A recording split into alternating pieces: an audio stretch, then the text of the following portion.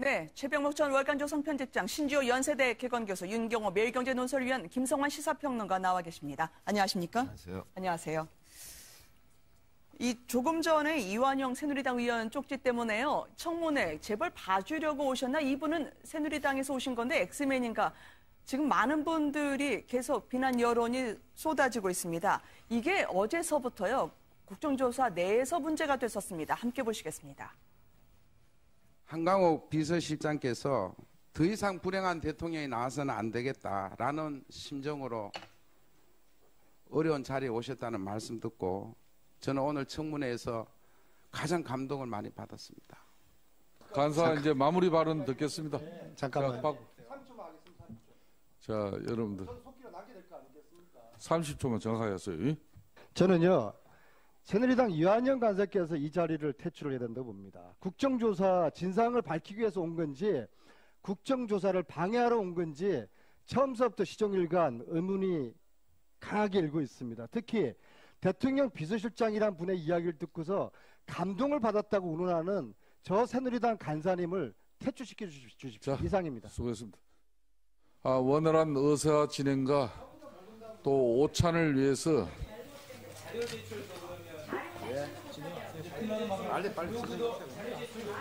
자, 지금까지 잘 여러분들 해주셨습니다. 자, 오후 회의 진행될 하나만한 맹탕 청문회라는 얘기가 나올 수밖에 없는 상황이었습니다. 자료도 대충 주고요. 답변도 뭉개니까 의원들은 당연히 반발을 하면서 정회로 이어지는 상황이 계속 이어지고 있습니다. 그런데 저는 그 이완영 의원이나 안민석 의원이나 잘 이해가 되지 않아요. 왜냐하면 청문회라는 것이 원래 보면은 원래가 여당은 대부분 이제 약간 증인들을 좀 감싸는 형국이고 이런 상황에서 보면 야당은 이제 그걸 파헤쳐야 될 의무가 있는 것인데 예를 들어서 이완영 의원이 재벌 회장님들 중에서 연세 많은 분들 걱정을 하는 것까지는 좋으나 그걸 본인이 쪽지를 위원장한테 해서 얘기하는 건 굉장히 주제넘은 짓이죠. 저 부분은 사실 위원장이 이 청문회의 효율적인 진행을 위해서 여러 가지 방안을 강구했어야 된다고 저는 봐요. 예를 들어서 자, 9분이 나왔는데 그 9분 중에 오전만 해도 이재용 삼성전자 부회장만 그 질문 받고 나머지는 다 질문 한 번도 못 받았어요. 그러면 뭐하러 오전부터 그 9분을 다 모이게 했느냐 이런 거죠. 그러니까 오전엔 예를 들어서 한 2분 정도 삼성전자 이재용 부회장 포함해서 하고 오후에 이렇게 시차적으로 좀 나오게 한다든지 하는 운영의 매를 살렸으면 하는 건데 그 부분도 이완영 의원이 간섭할 부분은 아니다 하는 것이고 자, 그다음에 누구한테 그 감동을 받았느네 어쩌네 하는 거는요. 사실은 감동 받는 사람도 있고 안 받는 사람도 있는 거예요. 그런데 그거를 남이 감동 받았다는 부분에까지 어떤 특정 의원이 왜 감동 받았느냐 퇴출해라라고 얘기할 것까지는 아닌 것 같아요.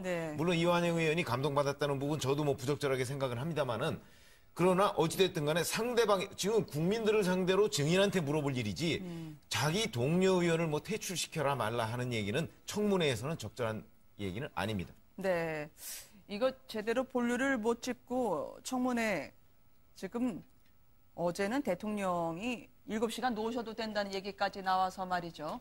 이거 국민들이 제정신이냐라고 이야기할 법도 하겠어요. 최순실 사태 여러 가지 표현이 있습니다만 이 동일한 사안에 대해서 검찰 수사 또 국회에서의 국정조사 특위 구성을 통한 청문회 어찌됐든 국정조사죠. 그리고 이제 또 전개될 특검까지 왜 이렇게 동일한 사안을 다각도로 파헤치느냐. 한마디로 얘기하면 진실 규명이지 않겠습니까? 그 진실을 규명한 다음에 문제가 있는 부분을 도려내고 책임을 명확하게 물고 이런 건데 어찌됐든 지금 이완영 의원의 행태라든지 또는 답변을 하러 나온 증인들이라든지 왜 본인이 그 자리에 앉아서 질문을 하는지 왜 그 자리에서 본인이 답변을 하는지 이거에 대해서 한 번 더 생각을 해야죠. 물론 궁지에 몰린 분들은 본인의 위기를 모면하기 위해서 거짓말을 할 수도 있고 또 단골 메뉴로 쓰이는 기억이 안 납니다라고 할 수도 있는 거지만 이걸 조사를 해야 되거나 또는 진상을 파헤칠 의무가 있는 국회의원이라면 정말 국민을 대표해서 방금 이완영 의원이 하는 저런 얘기는 전 우리 최 편집장님 말씀 중에 딱 하나 동의하지 않는 게 있습니다. 여당 의원은 옹호를 해야 되고 야당 의원은 파헤쳐야 된다. 지금은 그런 단계는 아닌 것 같아요. 어찌됐든 지역구를 갖고 있고 또 비례대표로 국민을 대표해서 간 국회의원이라면 여야를 막론하고 정말 실체 파악을 위해서 모두 같은 목소리를 내줘야 되는 거 아닌가 이런 생각이 듭니다. 네, 지금 말씀하시는 순간 들어온 속보는요. 도종환 의원 지금 국정조사에 참석하고 있습니다만 우병우 수석이 전 수석이죠. 장모 김장자 회장 집에 있으니 동행명령권을 의결해달라 요구하고 있습니다. 오늘 만평에도요. 우병우 전 수석이 사라졌고요. 이 국정조사의 출석 요구서에도 응하지 않았기 때문에 과연 어디 있을까 보니까 혹시 4차 담화 퇴기를 위해서 점을 철학원에 가서 보신 게 아니냐라는 국민들의 비아냥 섞인 만평까지 나왔습니다. 예, 민주당 도종환 의원이 어디서 이제 정보를 입수했으니까 이런 네. 발언을 했을 텐데 우병우 씨의 장모인 김장자 씨도 지금 통지서가 송달이 안 된 거 아닙니까? 네. 우병우 씨가 자기 장모에게도 법 기술자로서의 그 노련한 노하우를 전파해줘서 이 김장자 씨도 자기 본가를 비우고 있었기 때문에 국회 그 국정조사에 출석하라 네, 하고 네. 하는 그 통지서를 못 받았다는 거 아닙니까? 그런데 지금 있다. 네. 그러니까 이제 어차피 자기들은 안 나와도 되는 게 확정됐기 때문에 거기에 있을 가능성도 있다고 봅니다. 네. 있다면 이제 동행명령장을 당연히 발부해야 되는데요. 그 동행명령이라는 게 검찰의 그 체포하고 다릅니다. 네. 국회에서 저기 안 나온다고 동행명령 가잖아요, 사람이.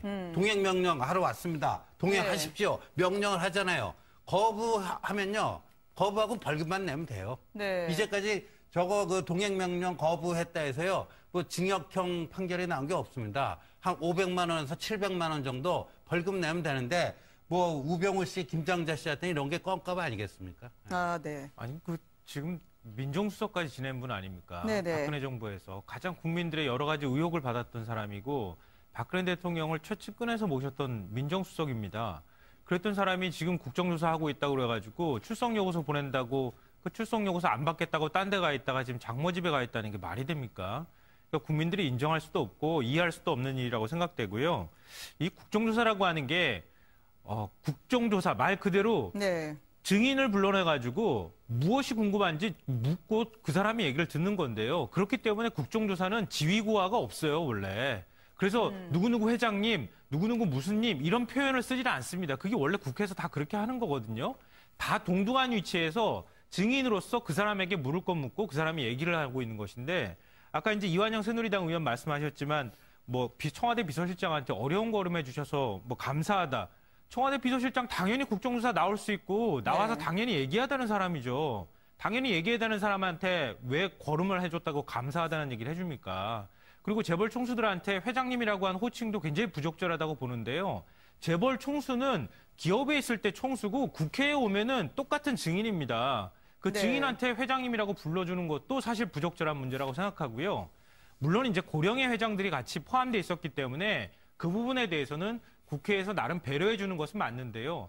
그렇다 하더라도 이게 국조 특위 차원에서 논의가 될 사안이지 새누리당 간사라는 그 직함을 가지고 간사가 위원장한테 지금 배려를 해달라 이렇게 해서 쪽지를 넣을 상황은 아니잖아요. 네. 이런 걸 보면서 국민들이 오히려 제가 볼 때는 훨씬 더 분노할 것 같습니다. 그러니까 네. 현행 법률상 그런데 갑자기 동행명령장을 발령할 수는 없습니다. 무슨 얘기냐면 자 우병우 전 수석과 김장자 회장이 사실 어느 장소에 있다는 걸 우리가 그 김성태 위원장이 안다고 할지라도 네. 동행명령장이라는 건 출석 요구에 응하지 않았을 때 발부할 수 있는 거거든요. 근데 이 사람들은 지금 출석 요구서 자체를 받지를 못했다고 지금 얘기하고 있는 거잖아요. 그리고 네. 객관적으로 그게 받았다는 사실이 입증이 안 되기 때문에 동행명령장을 발부할 수가 없고 그러다 보니까 지금 설령 가서 동행하십시다라고 얘기해도 아니 좀 지금 국회에서 무슨 일이 열리고 있어요? 라고 하면은 그거를 그 강제적으로 데려올 할 수 있는 방법이 방법이 없고 없죠.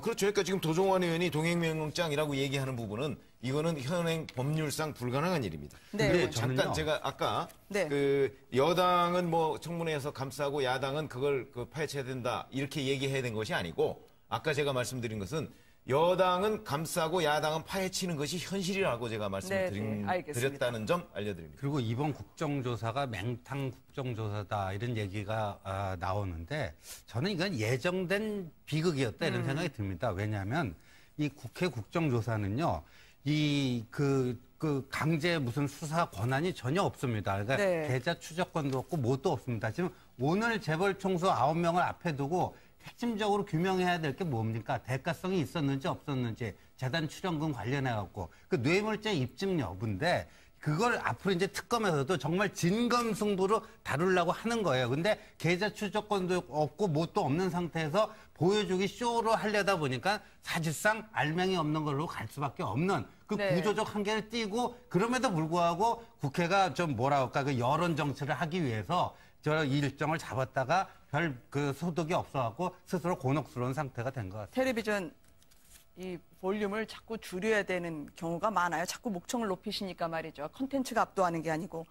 오늘 긴급하게 대통령과 독대한 분 아니겠습니까? 이정현 대표와 정진석 원내대표요. 갔다 와서 이렇게 보고를 했는데 짧게 말씀드리면 즉각 퇴진은 없다. 탄핵할 테면 하라라고 국민들이 받아들일 수 있는 부분이었습니다. 함께 보시겠습니다. 당에서 4월에 퇴진, 그리고 6월에 조기 대선을 하자는 당론을 정했다는 소식을 듣고 그대로 받아들여야 되겠다는 생각을 쭉 해왔다.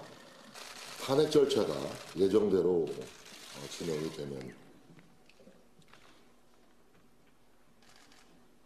탄핵 소추 절차를 밟아서 가결이 되더라도 헌법재판소 과정을 보면서 국가와 국민을 위해 차분하고 담담하게 갈 각오가 되어 있다. 4월 퇴진을 수용해달라고 했지만 결국 대통령은 받아들이지 않은 것 같습니다. 그래서 탄핵 전국으로 가는 것, 결과를 자연스럽게 담담하게 받아들이겠다는 뜻으로 지금 국민들은 받아들일 수밖에 없는데요. 어떻게 들리시나요? 저는 담담하게 받아들였다고 하는 심정을 표현하는 것이 아니고요. 갈 테면 가봐라 이렇게 네. 얘기했다고 생각합니다. 지금 박근혜 대통령의 표현을 보면요. 탄핵이 가결되면 받아들여서 내가 할 수 있는 모든 노력을 다하겠다 이렇게 얘기했습니다. 또 한 번의 승부수라 보시는 건가요? 그러니까 정면 탄핵으로 돌파요? 가면 네. 내가 박 대통령 입장에서는 나는 억울하다 이렇게 그동안에 생각한다고 누차 얘기를 해온 거 아니겠습니까? 그러니까 내가 억울한 측면들을 법적으로 시시비비를 다 가리겠다. 네. 탄핵으로 가면 끝까지 내가 가보겠다 이런 얘기고요. 탄핵으로 안 가고 지금 얘기하는 것처럼 4월 퇴진, 6월 대선으로 일정표로 가면 내가 그건 수용하고 그건 내가 받아들이겠다 이렇게 얘기하는 겁니다. 네. 그러니까 새누리당 지금 뭐 비박계 의원들이 그 지금 탄핵 열차에 탔다 이런 얘기가 나오는데 비박계 의원들이 한번 갈 테면 가봐라. 그러면 아마 더 훨씬 어려워질 거라고 하는 메시지를 전 오늘 던져줬다고 생각합니다. 네.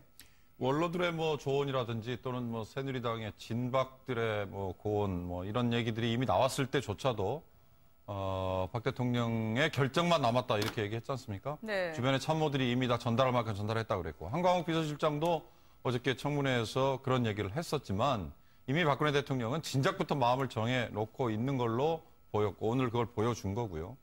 문제는 지난 주말 230만의 촛불 때문에 사실 비박계가 뭐 돌아섰듯이 또 민주당과 야당들이 뭐 돌아오는 다리를 뭐 불살랐다라고 표현을 할 정도로 무조건 밀어붙였듯이 제가 보기엔 박근혜 대통령도 이 230만의 촛불 민심을 분명히 보고 있는 거죠.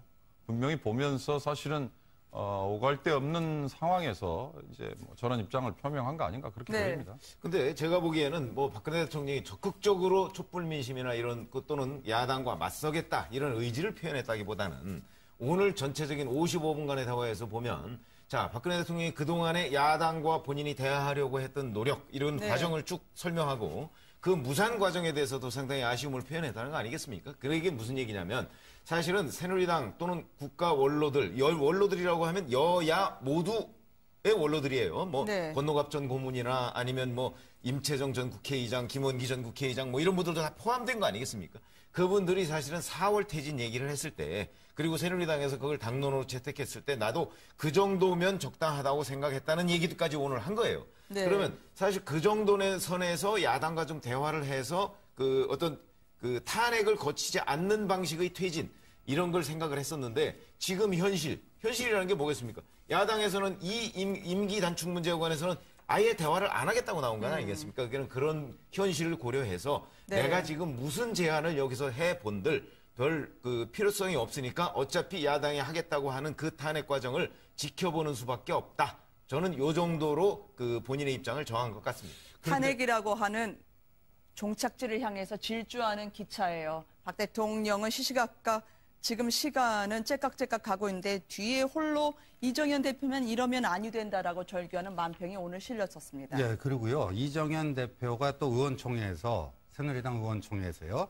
대통령의 생각은 탄핵 당하는 것보다 사임 쪽으로 받아주기를 원하는 네. 그런 심정인 것 같았다. 이런 식으로 전달한 거거든요. 비박에 대한 메시지인가요? 그렇죠. 그러니까 이제 비박뿐만 아니라 이제 친박 내에서도 뭐 10명 네. 이상이 흔들리고 있다. 친박은 숫자가 상당히 불던데요. 예, 계속 불어나고 찬성이요? 있거든요. 그러니까 지금 새누리당 지도부도요. 네. 애시당초 아예 그 투표 거부, 그죠? 네. 그러니까 투표 행위가 이루어지면 거기서 본회의장에서 퇴장하는 식의 그걸로써 거기 남는 사람들은 다 탄핵에 찬성하는 사람으로 몰아가지고 심리적 압박을 가해서 그 숫자를 최소화시켜 보려고 했는데 네. 오히려 지금 그렇게 하면은 역효과가 난다 이거죠. 그러니까 나온 사람들이요. 그러니까 탄핵에 반대하고 나온 사람들이 그야말로 국민들에게 찍혀갖고 자기 정치 생명이 위독해지지 않을까 해가지고 이제 자유투표로 투표 방식이 당론이 바뀐 거 아닙니까? 맞습니다. 그런데 오늘 이제 이정현 대표는 대통령이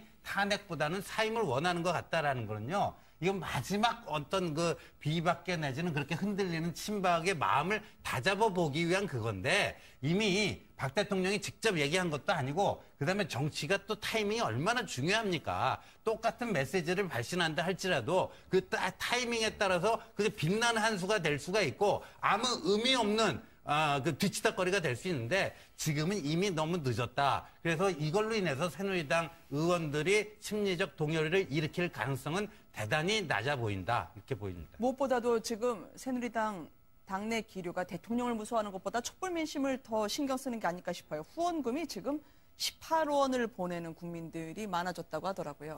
그렇죠. 이제 18원이라는 게 이제 여러 가지 의미를 담고 있지 네. 않습니까? 사실 뭐 그게 이제 거의 욕설에 가까운 그 발음을 하면 이제 욕설에 가까운 것이고 네. 실제 그 아주 현실적으로도 사실 18원을 하면 그때는 아니지만 연말쯤에 한꺼번에 모아서 네. 이 기부금 영수증 처리를 해줘야 되거든요. 그 영수증 처리를 해서 처리하고 만약에 그 기부금 영수증을 보내주고 하면은 돈이 훨씬 더 많이 들어요. 그 18원보다 네. 한 300원 정도가 든다는 거 아니겠습니까? 그렇습니다. 지금 계산을 해보면. 그런 점에서 보면 이거는 국회의원들에 대한 조롱인데 네. 아무리 국회의원들이 밉고 그렇더라도 그리고 자기의 뜻과 맞지 않는다고 할지라도 네. 이런 식의 후원금을 가지고 이런 식으로 하는 것은 이 주권자인 국민으로서의 올바른 주권 행사는 아니다. 저는 이렇게 얘기하고 싶습니다. 네.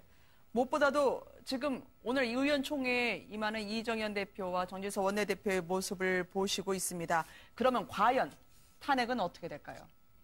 예, 지금으로 봐서는 말이죠. 새누리당이 아까도 말씀드렸듯이 자유투표, 투표 네. 방식이 중요한데 자유투표라는 방식을 정했기 때문에 그다음에 또 지금 새누리 비박계 비상시국 회의에서는 지금 나오는 얘기가 자신들은 경우에 따라서 명단을 공개할 수도 있고 네. 탄핵 찬성 그다음에 투표가 끝난 다음에 정확히 몇 명이 누구누구가 참표를 던졌는지 이런 것까지 공개할 의향이 있다. 네. 그러니까 절대 이걸로 인해서 무기명 투표로 인해서 누가 장난질을 할 수도 있고 그리고 그거 갖고 정치적으로 괜히 누명 씌우고 뭐 이런 그 정치적 그 장난질 이런 네. 게 있을 수 있으니까 아예 그냥 모든 걸 투명하게 다 공개하겠다 이런 식으로 지금 나오는 분위기 아니겠습니까?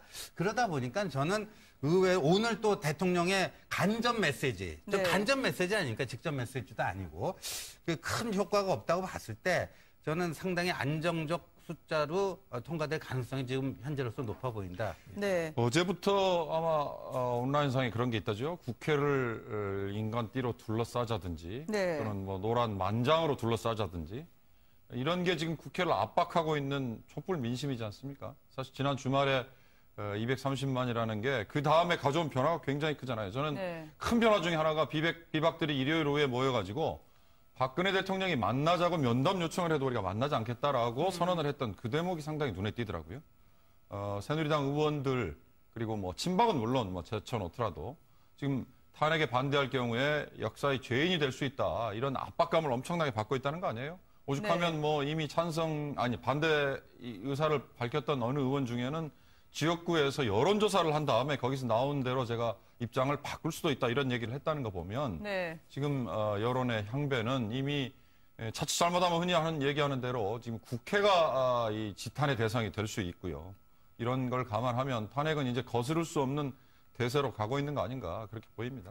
보통 이제 현장에 촛불 집회 바닥에 나가는 게 많은 민초분들의 국민분들의 판단일 줄 알았는데 이제는 문재인 전 대표까지 포함해서요. 대선 주자들이 일제히 국회 앞에서 촛불 집회로 릴레이로 가겠다고 하더라고요. 네. 야당 측에서는 지금 추미애 대표까지도 이거 안 되면 탄핵 안 되면 국회 해산권 이거 의원들은 안 가지고 있잖아요. 뭐 의원직 사퇴하시는 모양인데 그러면 국회의장이 반려하면 끝 아닌가요? 네. 엄포로 보신 분들이 있거든요. 마땅히 뭐 있는 건 아닌데요. 뭐 네. 절차상으로는 그런데 야권의 입장에서 지금 뭐 탄핵 발의를 한 상황 아니겠습니까? 네. 그러니까 그만큼 절체절명의 아주 절박한 심정에서 탄핵 발의를 했다고 하는 걸 좀 보여주기 위한 이제 그런 표현인 것 같고요.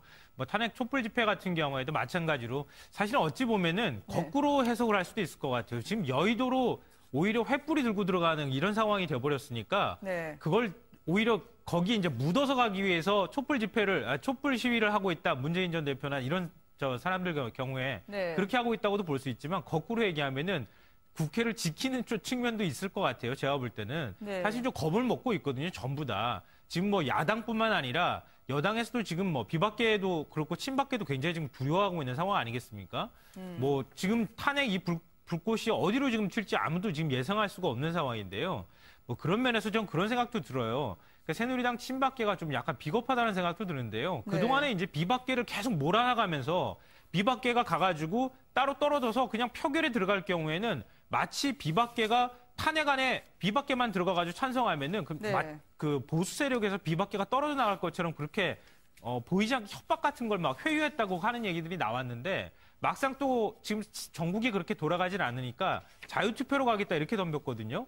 근데 이렇게 돼버리면 나중에 가가지고 200표에서 조금만 넘는 그런 상황으로 만약에 가게 되면은요. 도대체 누가 반란표를 던졌느냐를 가지고 아마 야당, 여당, 뭐 친박계, 비박계 계속 싸우는 그런 현상들이 발생할 가능성이 매우 높습니다.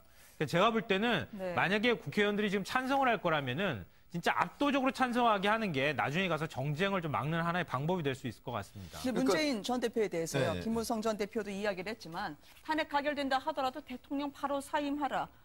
이렇게 들리면은요. 이거 양손에 떡 다 먹자라고 국민들이 들리실 수도 있을 뿐만 아니라 탄핵 아예 안 되게 하는 초법적 발상으로도 해석될 수 있거든요. 아니 그래서 문재인 전 대표가 지금 얘기하는 것이 네. 뭘 원하느냐. 그러니까 박근혜 대통령한테 어떤 걸 원하는지를 좀 분명하게 해야 될 것 같아요. 왜 그러냐면 저희가 그냥 지금까지 가지고 있는 상식으로 보면 탄핵이면 탄핵, 즉시하야면 즉시하야 둘 중에 한 길을 택해야 되는 거죠. 왜냐하면 탄핵이라는 건 공무원을 파면하는 거하고 똑같은 겁니다. 파면이 예상되는 그런 상황에서는 이 탄핵이라는 거는 그 자진 그 해임이라는 거, 퇴진이라는 거는 일종의 의원 해임 개념이거든요. 그러면 파면이 예정돼 있는 상황에서는 의원 해임은 안 되는 거예요. 그렇죠? 그렇다면 대통령을 탄핵과 자진 그 퇴진 이 둘 사이에서 하나만 하는 거지. 예를 들어서 자 파면해가면서 의원 해임도 받아주겠다. 그거는 현행 법률상 제가 알기로는 불가능한 일이에요. 그런 일을 아무리 정치인이라고 하지만 그런 식으로 주장하면 아니 그럼 탄핵은 왜 했습니까? 탄핵하지 말고 자진 해임을 끝까지 그 주장해서 해임시키든가 그렇게 하는 것이 맞는 일이다. 그래서 지금 문재인 전 대표가 하는 얘기는 사실은 법률적으로는 좀 맞지 않는 얘기다 싶고 그다음에 추미애 대표가 물론 뭐 그 각오를 얘기하는 건 좋지만 국회가 해산할 각오 현실적으로 해산할 방법 없습니다. 응? 그런 각오로 뭐 이런 얘기하는 것도 그리고 법률가잖아요. 법률가면 법적인 테두리 내에서 그리고 제도권 정당 아니겠습니까? 그러니까 다른 정당과 달리 책임성 있게 좀 지도자들이 얘기를 해줘야 하는 것이 아닌가 그런 아쉬운 대목이 많이 남습니다. 문재인 전 대표가 이제 국회 앞에서 촛불을 들었는데요. 밤마다 밝히고 있습니다. 탄핵안 표결 완료까지 촛불 집회 홀로 1인 시위처럼 하겠다고 합니다. 이거 기차가 브레이크 없이 가고 있는 느낌인데요. 한번 보시겠습니다. 만약에 국회가 탄핵을 부결한다면 그건 어떻게 되겠습니까? 국민의 뜻을 대리하는 대의기구로서 존재 가치가 없는 거죠. 국회가 다른 선택을 하지 못하도록 또 새누리당 의원들이 다른 선택을 하지 못하도록 국회를 압박해야 됩니다. 지금 민주당의 속보가 들어왔습니다만 대통령께서 미련을 버리지 못하시고 있는 것 같다라고 하는 평을 내놓고 있습니다. 무엇보다도 국민들은 지금 탄핵, 가결 이후 혹은 탄핵이 안 된다 하더라도 그 다음에 전국을 참 조심스럽게 우려스럽게 보고 있는데 말이죠. 예, 지금 말이죠. 문재인 대표가 주장하는 거 말이에요. 그리고 김무성 전 대표가 이제 반박한 거 있잖아요. 그거는 탄핵 당한 이후에 국회에서 탄핵안이 가결이 돼서 헌재로 가 있는 상태에서 대통령이 사임하는 게 가능한지 아닌지는요. 국회법 제134조 2항을 어떻게 해석하는 건데 지금까지 나타난 거는 다수설은 국회에서 탄핵 표결이 이루어진 이후에도 대통령은 사임할 수 있다라는 게 현재까지 다수설로 나와 있습니다. 네. 그걸 먼저 분명히 말씀드리고요. 그다음에 미국의 그 닉슨의 경우에도 말이에요. 그 미국은 양원제다 보니까 하원에서 그 탄핵이 이루어지고 최종 확정짓는 게 상원에서 이루어집니다. 근데 네. 하원에서 탄핵이 이루어져서 상원에서 확실시 되는 상황에서 그때 그 닉슨이 사임을 하는 거거든요. 네. 그런데 문제는 박근혜 대통령이 사임할 의사가 전혀 없다는 게 오늘 이정현, 정진석 양 대표 간의 회동을 통해서도 나왔잖아요. 그쵸. 그러니까 탄핵을 했으면 박근혜 대통령이 물러날 의사가 없는데 거기다 대고 계속 사임을 하는 것도 이것도 어떻게 보면 좀 우스운 행위다. 박근혜 대통령이 본인이 원해서 자진 사임을 할 수는 있지만 문재인 전 대표가 탄핵까지 해놓고 사임하라 하는 거는 좀 웃긴 모습이다 이런 생각이 듭니다. 그러니까 문 대표의 저 얘기는 정치적인 이를테면 공세 그리고 네. 탄핵은 법률적인 절차 이거죠. 지금 저도 그 말씀을 드리고 싶었는데 닉슨의 경우에 하원에서 통과가 된 다음에 상원에서 역시 표결이 통과가 유력시 된 상황에서 닉슨이 네. 그만뒀거든요. 그때 닉슨이 폈던 논리가 그겁니다. 미국 대통령직이라는 게 하루라도 비워서는 안 되는 이런 표현을 했어요. 미국은 부통령이 바로 승계를 할 수 있기 때문에 그 표현이 가능한 건데 우리 역시 탄핵이 되고 나면 대통령의 직무가 정지가 된 상태에서 헌법재판소의 심판 날까지 사실 기다려야 되는 거죠. 네. 그 기간이 짧아질 수도 있지만 마냥 길어질 수도 있지 않습니까? 헌법상으로는 뭐 60일이니까, 6개월이니까. 그러나 그 기간 중에 사실상 대통령이 유고 상태, 대통령이 부재 상태인 이런 상황을 오래 방치할 수 없다면 스스로의 선택으로 사실은 사임을 할 수 있는 거죠. 네. 그리고 그때 가서 더 이상은 지금 대통령 유고 상태를 볼 수 없으니 이제 내려오세요라고 국민들이 요구를 할 수도 있다고 봅니다. 저는. 이 성숙한 여야가 필요한 상황인데요. 왜 이렇게 다들 질주만 하시는지 모르겠어요. 지금 문재인 전 대표의 고민이 좀 있을 것 같아요. 제가 볼 때 지금 탄핵 후 사퇴라고 하는 것도 네. 사실 법리적으로 따질 때 가능은 하지만 지금 상황에서 주장하기는 어렵다는 걸 알면서 사실 던지고 있을 가능성이 높다고 보는데요. 이럴 대선이 본인에게 유리하실까 봐 그런 거 아니냐라고 사실 좀 하는 대선에 대한 시선이 분명히 있어요. 뭐 예전부터 나왔던 얘기지만 탄핵에 대한 약간 트라우마 같은 게 문재인 전 대표한테 특별히 많은 측면도 있고요. 또 이 지금 지지율 1위 후보라고 하는 부담감도 상당히 클 겁니다. 그렇기 때문에 나중에 가서 야권 지지자만 볼 게 아니라 중도층 지지자들도 생각하고 보수층 지지자들도 생각할 수밖에 없는 입장에서 그냥 무조건 탄핵으로만 갔을 경우에 그게 또 역풍으로 불거나 정치적 부담이 될 수 있기 때문에 어떤 방식으로든 좀 정리하는 차원에서 사퇴 문제를 언급을 하는 것으로 보입니다. 네. 지금 다시 개의를 준비하고 있는 국회 청문회장을 보시고 계십니다. 속속 의원들이 지금 들어오고 있고요. 아무래도 이 증인 되시는 총수분들은 화장실도 제대로 못 가시는 모양입니다. 그대로 다 앉아 계시는 형국인데요. 오후에는 좀 빼달라고 했던 고령의 회장님도 아직까지는 앉아 계시네요. 지금 이 청문회 속보가 또 들어와 있습니다. 최순실 씨에 이어서 안종범, 정호성 전 비서관이 청문회에 불출석하겠다는 입장을 전했다고 합니다. 또 동행명령권을 발동해봤자 이분들은 또 벌금으로 끝낼 수도 있다고 생각을 하실까요? 속수무책으로 어떻게 끌려다니는 형국이 되는지 국민들이 안타까워할 것 같습니다. 차은택 씨 말이죠. 이번 국정조사에서 드디어 이분 그동안 대통령과 독대한 적이 없다. 먼 발치에서만 봤다고 했는데요. 차은택 씨가 그런데 그게 아니었던 것 같습니다. 먼저 공항에서 울면서 얘기했던 그 얘기 다시 한번 들어보시겠습니다. 제일 마지막에 만난 게 언제예요?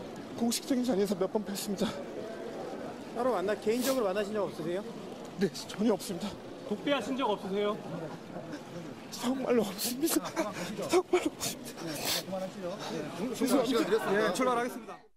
보안이 요구되는 손님, 보안 손님으로 표현하죠. 네. 자, 최순실, 차은택이 뭐라 했습니까? 일주일에 서너 번씩, 늦은 밤에, 두세 번씩, 늦은 밤에 청와대 가서 이따 나온 적 있다 얘기했어요. 차은택, 최순실 다 보안이 요구되는 손님 맞지요? 그런 사람이 있다면 대답해 보세요. 대답해 보세요. 네, 보안 손님입니다. 보안 손님에 대해서 설명을 해드리도록 하겠습니다. 그러니까 공식적으로 신분증을 내는 절차 없이도 그냥 눈 하나 찔끔 감으면 통과되는 비밀 손님이었는데 차은택 씨가 한 번도 대통령 그렇게 개인적으로 만난 적이 없다고 하는데 청와대를 드나들었다는 간접적인 정황이 포착됐다는 거죠. 보안 손님의 개념이라는 것은 뭐 눈 한 번 찔끔 감고가 아니고 사실은 이제 청와대 부속 요약하면, 비서관실에서 네. 부속 비서관실에서 몇 시에 누구 차량을 타고 누가 들어온다 이거를 경호실에 통보를 해요. 네네. 통보를 하면 그걸 그냥 확인만 하고 들여보내는 거거든요. 그렇기 때문에 아마도 경호실장은 알고 있을 겁니다. 역대 저 경호실 관계자들한테 얘기를 들어보면 네. 경호실장은 그런 보고를 받는다고 그래요. 그러니까 네. 차은택 씨가 뭐 관저에 들어갔다 또는 최순실 씨가 관저에 몇 월 며칠 몇 시에 들어갔다는 걸 기록에는 안 남지만 네. 실질적으로 경호실장은 알고 있을 것이라고 보고 자 그럼 어저께 이제 보안 손님의 차은택과 최순실이 들어가 있다는 거를 경호실 그 본부장이 확인을 했잖아요. 근데 저 부분이 조금 표현이 좀 애매해요. 그러니까 박범계 의원이 질문할 때 자 보안이 요구되는 손님 그리고 그런 사람이 있다면 이런 식으로 했거든요.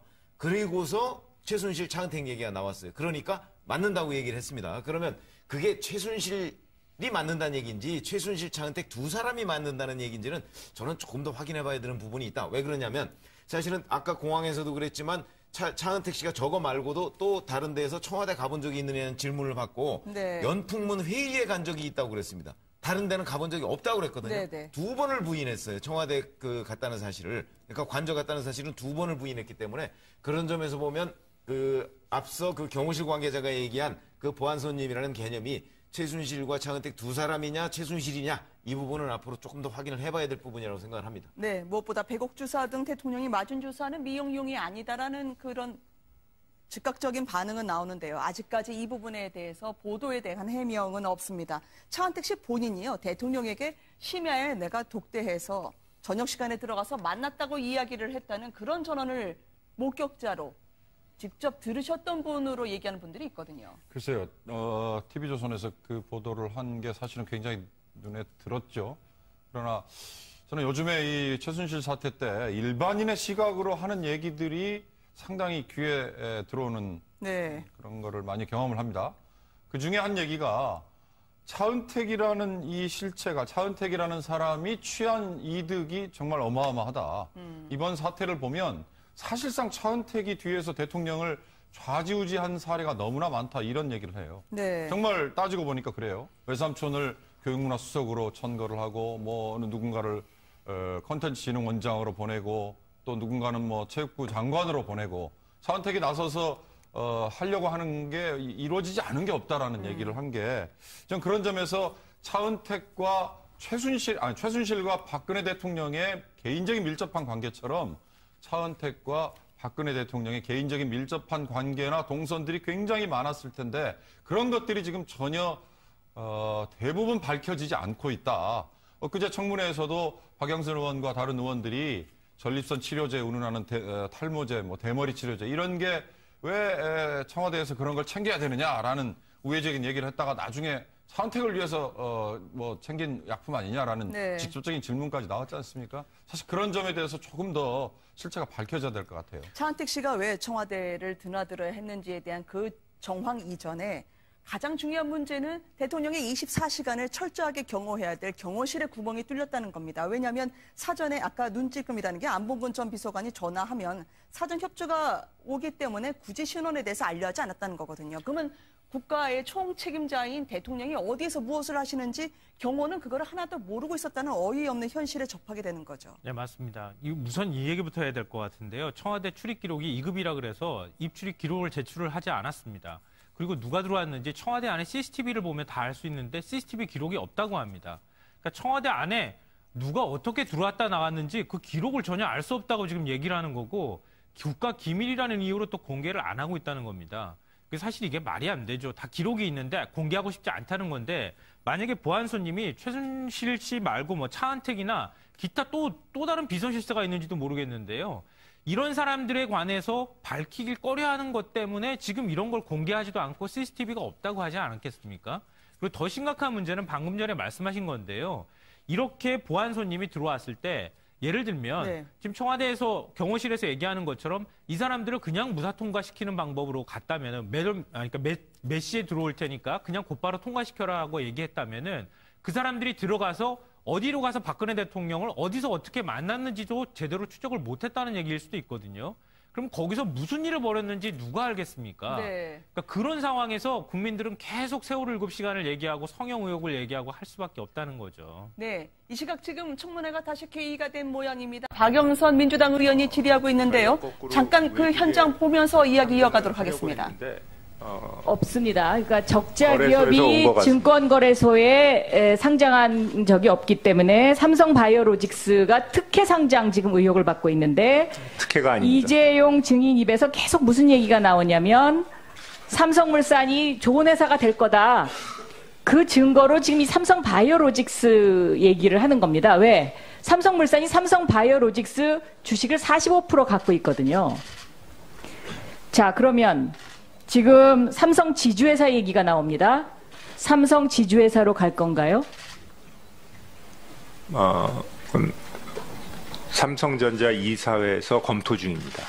자, 지주회사로 가면 지금 이런 상황에서 삼성물산 제일모직 합병, 그 다음에 삼성바이오로직스 상장, 가장 득보는 사람이 누구죠?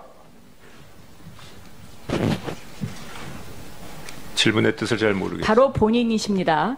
그러니까 삼성 지주회사의 지분을 약 30% 정도를 거저 갖게 만들기 위한 지금 로드맵이 계속 진행되고 있는 거죠. 근데 이것이 정경유착을 통해서 이루어지고 있다.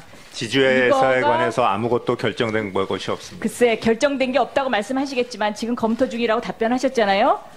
그 로드맵으로 가고 있는 거예요. 오래전부터 계획된 것이고 이것이 정경유착을 통해서 이루어지고 있는 것이죠. 제가 오늘 질의를 드리는 요지는 어떤 형태가 돼도 좋은데 떳떳하게 상속세 내고 남들처럼 우리 대한민국의 보통 젊은이들처럼 증여세 내고 이렇게 해서 삼성을 지배를 하게 되면 누가 뭐라 그러겠습니까? 그런데 지금까지 8조의 재산이 불어났는데 상속세 증여세라고는 16억밖에 안 내고 자기 자신의 힘으로 재산이 증식된 적이 있습니까? 답변하시죠.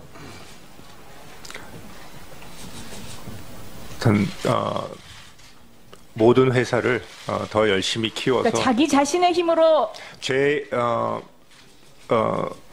우리 회사가 한 사람의 힘으로 되는 거 없습니다. 제 힘 본인의. 없습니다. 제가 부족한 거 많습니다. 그것을 사자성어로 뭐라고 하는지 아십니까? 사자성어로 불로소득이라고 합니다. 그러니까 대한민국의 불로소득의 가장 대표적인 사람이 지금 여기 앉아 있는 것이고 그 불로소득이 정경유착을 통해서 지속적으로 선대부터 지금까지 전통으로 내려왔다는 거죠. 자, 아까 제가 신상필벌 얘기를 하니까 장충기 사장을 신상필벌할 거냐, 최지성 사장을 신상필벌할 거냐 그러니까 대답을 안 하셨어요. 그리고는 미래전략실을 해체하겠다고 답변합니다. 과거에 삼성이 차떼기 때, 삼성특검 때 구조본 해체하고 전략기획실 해체하고 그때마다 해체해서 일면 톱을 장식하고 그리고 미래전략실을 또 만들었습니다. 이번에 또 해체하고 무엇을 또 만드실 겁니까? 한번 지켜봐 주십시오.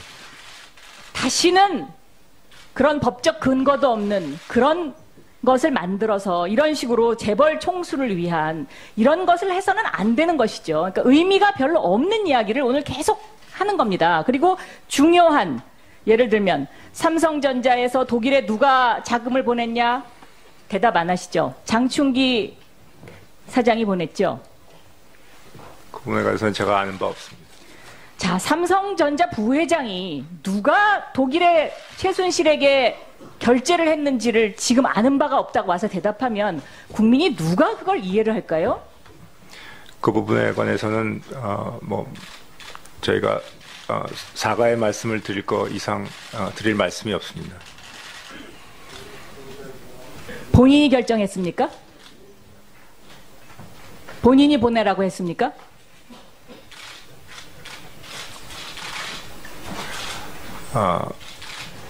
전 불미스러운 일에 연루가 돼갖고 대단히 죄송하게 생각하고 그럼 있습니다. 본인이 결정하신 거군요. 본인이 지시하셨어요?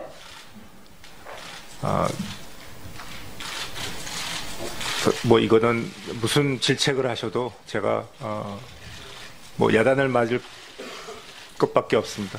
죄송합니다. 그러면 본인이 했다고 제가 그렇게 알고 있겠습니다. 자, 똑같은 국민연금이 한 달 전에 SK와의 합병은 반대했습니다. 최태원 회장님. 네, 부족하다, 송구하다라는 말만 거듭 듣게 되는 청문회였는데요. 오늘 여기까지 뉴스앤 이슈 순서 마무리하고요. 함께해 주신 여러분들께 감사드립니다. 내일 다시 인사드리겠습니다. 4시 반입니다. 고맙습니다.